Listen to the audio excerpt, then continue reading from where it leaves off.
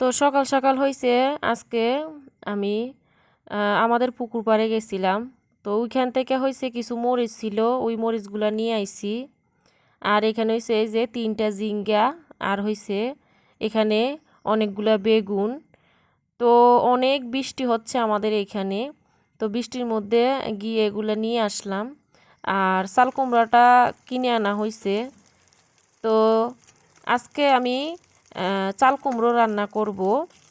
তো তার জন্য এখানে হয়েছে আমাদের পুকুর থেকে মাছ ধরা হয়েছে। তো এগুলি হয়েছে পুকুরের তাজা মাছ। তো আজকে পুকুরের তাজা মাছ দিয়ে চাল কুমড়ো দিয়ে রান্না করব। সেই কারণে আমি কিন্তু আগে মাছগুলা ভেজে নিয়েছি। আর মাছগুলি ভাজার পর এই পাশে হয়েছে আমি যে চাল কুমড়োটা ছিল, এই চাল কুমড়োটা হয়েছে আমি একটু ভাপ দিয়ে ফেলে দেব।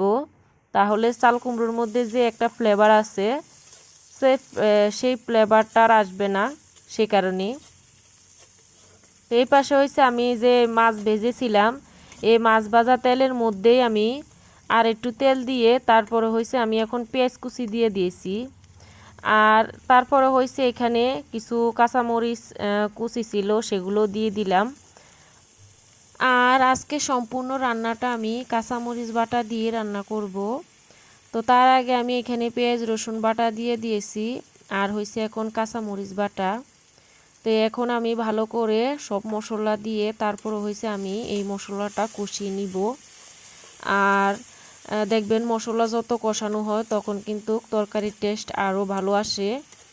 তো এই পাশে হয়েছে আমি এখন সব কিছু দিয়ে তারপরে হয়েছে এখন আমি ভালো করে কষিয়ে নিচ্ছি মশলাটা। তো এই যে এই পাশে হয়েছে আমার মশলাটা কিন্তু প্রায় কষানো হয়ে গেছে। আর সব কিছু আমি দিয়ে নিয়েছি এখানে জিরা ধনিয়া যা যা লাগে উপকরণ। তো যেহেতু আমি রান্না করছি দুপুরের জন্য, ভাবলাম আমি আপনাদের সঙ্গে একটু শেয়ার করি। তো এই পাশে এই যে আমার চাল কুমড়োটা যে ভাপ দিয়ে রেখেছিলাম, সেই চাল কুমড়োটা এখন আমি এখানে দিয়ে দিব। আমার কিন্তু মশলাটা প্রায় কষানো হয়ে গেছে। তো আমি কিছু গাছ লাগিয়েছিলাম, মরিচ গাছ। তো সেখান থেকে কিন্তু আমার অনেকগুলা মরিচ হয়। তো সে কারণে আমি এখন গুঁড়ো মশলাটা খাই না। তো সে কারণে হয়েছে আমি যে কাঁচামরিচ বাটাটা আছে, আমি কয়েকদিন ধরে কাঁচামরিচ বাটা দিয়ে কিন্তু তরকারিটা রান্না করে খাই। আর কাঁচামরিচ বাটা যে তরকারিটা আছে আপনি দেখবেন শরীরের জন্য কিন্তু খুবই ভালো। এই কাঁচামরিচের তরকারিটা আমাদের শরীরের জন্য উপকার। তো এখন আমি সে কারণে হয়েছে কাঁচামরিচের তরকারিটা খাচ্ছি। তো আমার কাছে খুবই ভালো লাগতেছে যেহেতু খাচ্ছি। তো এই পাশে হয়েছে আমার কষানো হয়ে গেছে, একটু ঝোলের জন্য আমি পানি দিয়ে নিব, না হলে কিন্তু নিচে লেগে যেতে পারে। তারপরে এখন আমি আরও একটু ভালো করে কষাবো। তো বেগুন নিয়ে আনছিলাম, তো বেগুন হয়েছে আজকে রান্না করব না, হয়তো বা কালকে বেগুন রান্না করতে পারি, যেহেতু আমি একাই বেগুন খাই, আমার শ্বশুরমশাই কিন্তু বেগুন খায় না। সে কারণে কালকে আমি অল্প পরিমাণে আমার জন্য রান্না করব, আজকে রান্না করব না। আজকে শুধু এই যে চাল কুমড়ো দিয়ে আর পুকুরের তাজা মাছ এটাই রান্না করব। তো এখানে হয়েছে আমি ঝোলের জন্য পানি দিয়ে দিছি, আর এখন হয়েছে আমি ঢাকা দিয়ে রেখে দেব। আমি 10 মিনিটের মতন আমি ঢেকে রেখেছিলাম। আমার কিন্তু প্রায় সবজিটা মোটামুটি হয়ে আসছে।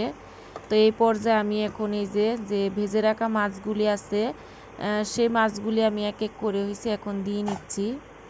আর তারপরে হয়েছে এখানে আমি এই যে একটু নেড়ে চেড়ে দিচ্ছি। তো আমি এখন এই তরকারিটা একটু ঢাকা দিয়ে ঢেকে রেখে দেব। আর 10 মিনিটের মতন হলে আমি কিছুক্ষণ পর নামিয়ে নিব। তো এই যে আমি ঢাকনা দিয়ে ঢেকে রেখে দিচ্ছি।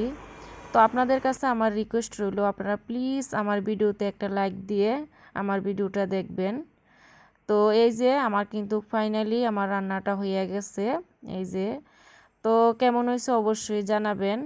আর আজকে ভিডিওটা আমি বেশি বড় করব না, এখানে শেষ করে নিচ্ছি। আল্লাহ হাফেজ।